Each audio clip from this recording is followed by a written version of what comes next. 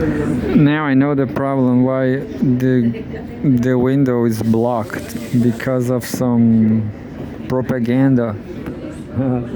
Because of some college propaganda. I will not say which college. I don't like, I knew I don't like. And well, let's be happy reading Cgtn.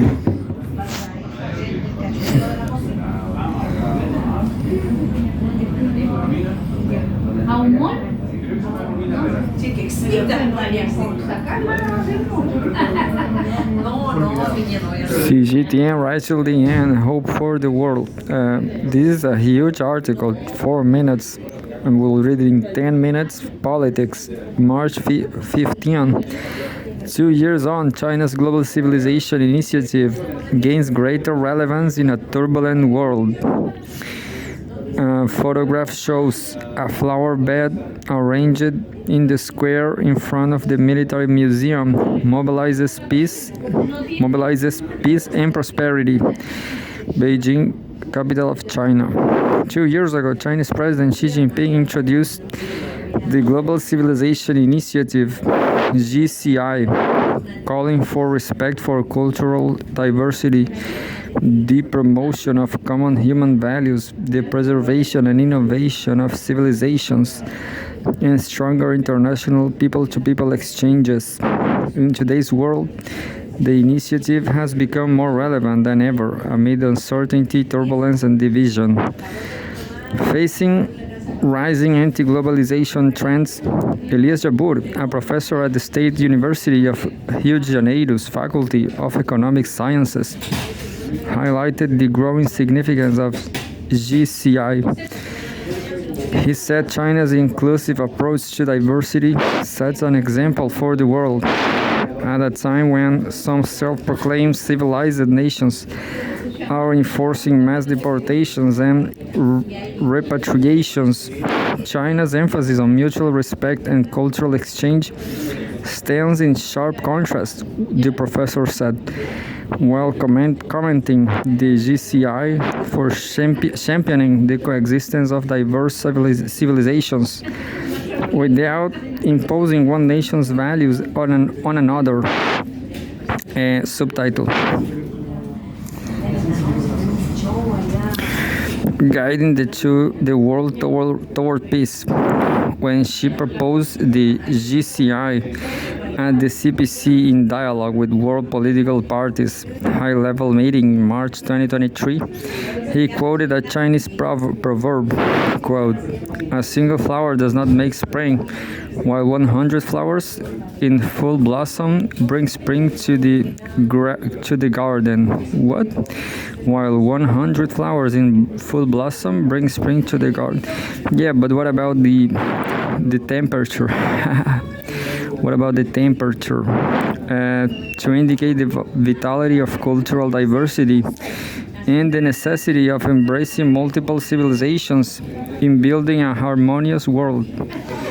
Quote, countries need to uphold the principles of equality, mutual learning, dialogue, and inclusiveness among civilizations, and let cultural exchanges transcend estrangement, mutual learning transcend clashes, and coexistence transcend feelings of superiority, said she. China's commitment to civilization dialogue was recognized later in June when the UN adopted a resolution proposed by China designating June 10 as the International Day for Dialogue among Civilizations. Chinese envoy to the UN, Fu Kong, stated that this initiative sought to refocus global global attention on intercultural dialogue at a critical juncture. quote, if you look around the world, you see a lot of disputes, a lot of conflicts, or even wars. And also there is a surge of tolerance, extremism, and also populism. All this can find their roots in the differences or the lack of understanding among cultures and religions, end quote. Fu said. A Cgtn poll of 15,574 people across 40 countries and regions published in March 2023 found that 80.3% see multiple civilizations as beneficial to global development. 85% believe in building a shared future through tolerance and cooperation, while 89.6% call for greater dialogue and openness, rising to 93.7% in developing countries. We have a photograph here. Members of a delegation of high school students from the U.S. state of Washington posed for a photo at the Motianu section of the Great Wall. Actions speak louder than words. Actions speak louder than words. China is not just an advocate, but also a true practitioner. In November 2023, Beijing hosted the first World Conference of Classics, where over 400 experts engaged in discussions on classical civilizations. The conference was a platform to encourage nations to draw wisdom from ancient traditions, fostering greater mutual understanding. Since then, China has organized international forums such as the Nishan Forum on World Civilizations and the International Chinese Language Conference, which bring together scholars, policymakers, and cultural experts to explore shared values. Cultural preservation is one of the main aspects of China's commitment to the initiative. The Beijing Central Axis, a historic architectural complex dating back to the Yuan dynasty, 1271 to 1368, in the 14th century. Yuan dynasty was officially described as a UNESCO World Heritage Site in 2024. The same year, the Chinese Spring Festival has added to the UNESCO's representative list of intangible cultural heritage of humanity. These milestones underscore China's dedication to safeguarding and promoting its rich cultural legacy on the global stage. The country has been actively exploring and promoting elements of traditional Chinese culture, bringing its charm to the global stage. From the animated film Necha 2, topping the global box office for animated films, to the video game Black Myth, Wukong gaining international popularity, and the dance drama Wing Chun becoming a smash hit in overseas markets. China is continuously innovating its cultural heritage. And TikTok, why not TikTok? It has also made efforts to strengthen people-to-people exchanges. Over the past year, student groups from cities such as Dallas, Houston, New York, and San Francisco have traveled to China to visit universities, companies, and icon landmarks, following President Xi's 2023 pledge to invite 50,000 students over 5 years. Por tu seguridad y la de todos los pasajeros, no te sientes en el suelo. In recent years, China has co-hosted quote-unquote tourism years with multiple countries to promote cultural exchange. By the end of 2024, China has expanded its visa-free entry policy to 29 countries, including France, Germany, and Italy, facilitating greater global connections. Estación Varón.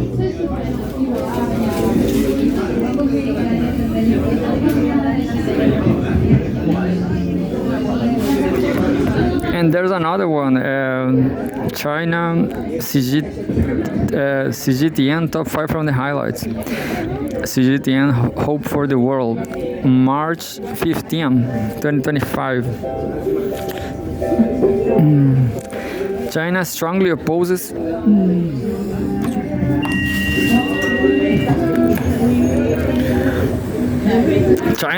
strongly opposes lodges protest against G7 allegation of South China Sea economic policies. G7 allegation of South China Sea is a medium-sized news. There's a photograph, a view of the Chinese embassy in Canada. A huge building.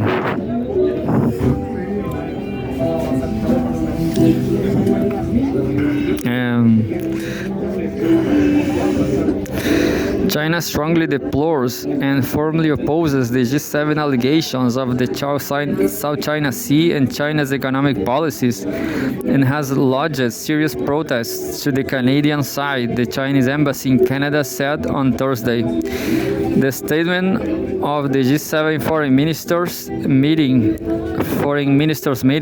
and G7 foreign minister declaration on maritime security and prosperity, quote unquote, quote, grossly interfere in China's internal affairs and maliciously slander and smear China, end quote, said a spokesperson of the embassy. China firmly safeguards its territorial sovereignty, maritime rights, and interests, and resolutely opposes the G7's misdeeds of harming China's sovereignty, the spokesperson said. Taiwan is an inalienable part of China's territory. The Taiwan question is purely an international affair of China, which brooks no external interference, the spokesperson said, adding that the key to upholding peace and stability across the Taiwan Straits lies in abiding by the One China principle and firmly opposing the Taiwanese secessionists. The Taiwan region's participation in the activities of the international organizations must and can only be handled in line with the One China principle. Currently, the situation in the East China Sea and the South China Sea is generally stable. The South China Sea is one of the safest and freest maritime passages in the world, the spokesperson said.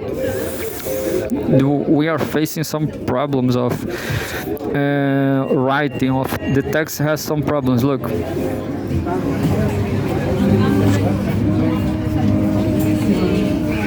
Where it says passage is written passages in because it's together. Look. The spokesperson emphasized that the Asia-Pacific regions, look,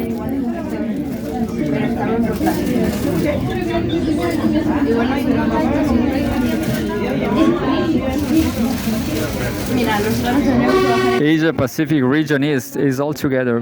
Asia-Pacific region is a promising land of peace and development.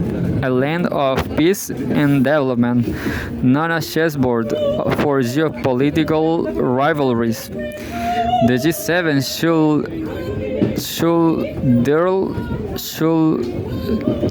should earnestly respect regional countries' efforts for peace and stability, abandon the Cold War mentality, and stop creating bloc confrontation and fueling tensions in the region.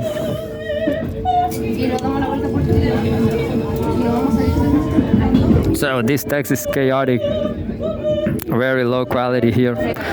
The spokesperson reiterated that China is not a creator of or a party to the Ukraine crisis and has never provided weapons to any party of the conflict.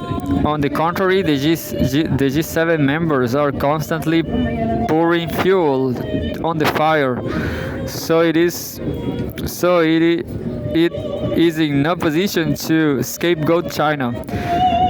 Quote, China follows a policy of, quote unquote, no force use of nuclear weapons and a nuclear strategy that focuses on self-defense and always keeps its nuclear capabilities at the minimum level required for national security, with no intention to engage in arms race with other countries. The G7 has no right to point fingers at other countries on the issue of nuclear arms control.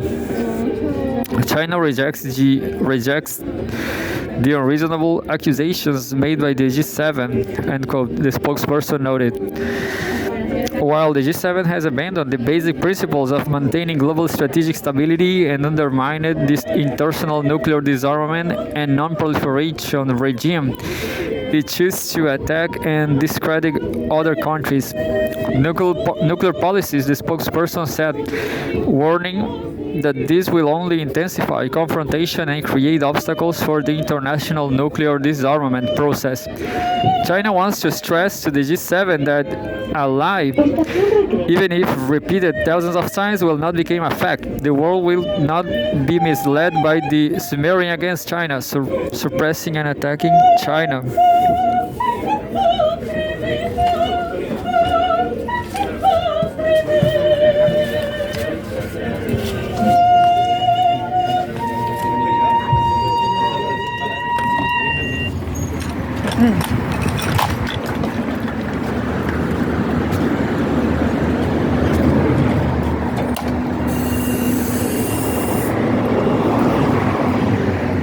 And just more one sentence, the world will not be misled by the smearing against China. Suppressing and attacking China is not a panacea for resolving G7's internal disagreements. Yeah.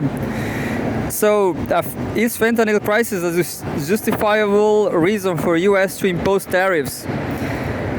Cgtn poll, China markets peaceful contributions to Iranian nuclear issue.